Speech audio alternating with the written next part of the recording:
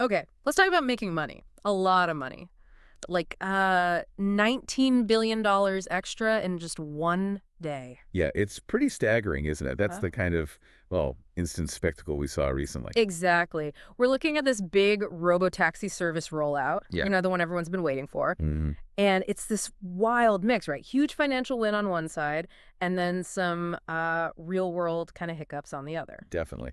Let's dig into what actually happened there. So that $19 billion, it wasn't just the company. It was one guy's fortune jumping up. Right. We're talking an almost uber-capitalist moment here.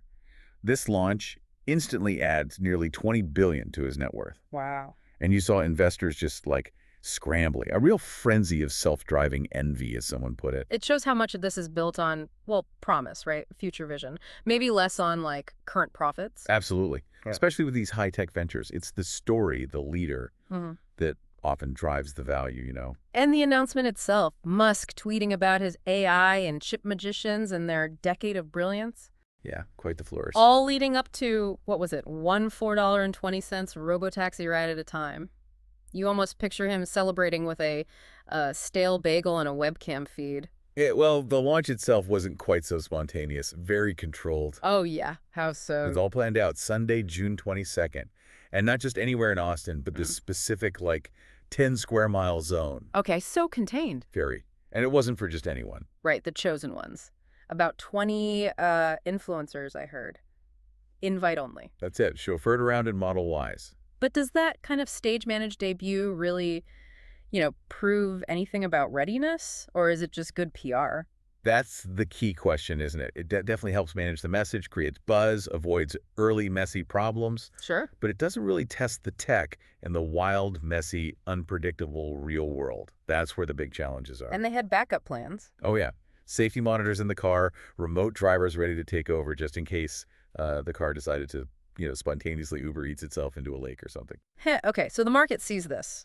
Controlled success. What happens? Tesla stock jumps. Went up about 8% that Monday. But not everyone was buying the hype. I saw UBS actually kept its sell rating. Exactly. That's the paradox, right? They bumped their price target a bit, but still said sell. Why? Basically, they felt all this massive expectation, Musk's mountain of hype, was already priced into the stock. The actual business reality, scaling it up, that's still a huge question mark for them. Though, fairness, a Guggenheim analyst, Ronald Jusicow, who apparently moonlights as a yoga instructor, based on that name, he wrote in one and said it was uneventful. Which is probably what you want on day one. Absolutely. Uneventful is a win for a driverless debut. So, back to the big winner. Musk's net worth hits what? Around $385 billion?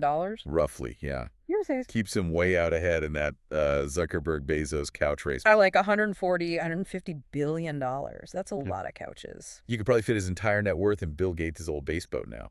Maybe twice. Huh. But, okay, it wasn't all smooth sailing and billions, was it? These clips started popping up online. The less choreographed moments. Yeah, Tesla's kind of swerving, getting stuck at lights, dropping people off. Well, not quite at their destination. More like the shoulder of life's metaphorical road. Right. And these aren't just tiny bugs. They point to the huge complexity of making this work everywhere, all the time, especially in cities. And public trust must take a hit with every weird video. For sure. And it puts regulators in a tough spot. And HTSA, the safety agency, is collecting info. Collecting info sounds passive. Well, these agencies have seen some policy shifts, let's say. Maybe it makes it harder to keep up, especially with tech moving this fast. So the big hurdle now is going from, 20 influencer joyrides in Austin? To millions of these things everywhere, yeah. It's like saying you're going to Mars when your spaceship is still parked in Cleveland, so it's a massive leap. But Musk is still optimistic, still talking millions of cars. Oh, absolutely. He's sticking to the millions by late 2026 timeline. Meanwhile, the competition. Like Waymo. They're just watching.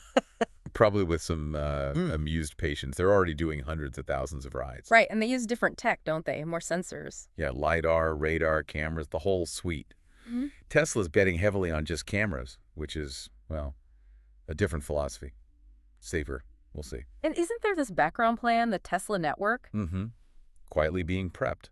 The idea is your own Tesla could eventually just go out and earn you money as robotaxi. Then with you in it. Or maybe someone else just holding the wheel for, nostalgia. Potentially, yeah. It's all part of that bigger vision. So wrapping this up, It's quite the story. Tech dreams, huge money, market excitement, and then these very real, kind of awkward real-world problems. Like, Musk walks away, $19 billion richer. Regulators are kind of, scratching their heads. the rest of us are maybe whispering, hold on, was that taxi even street legal?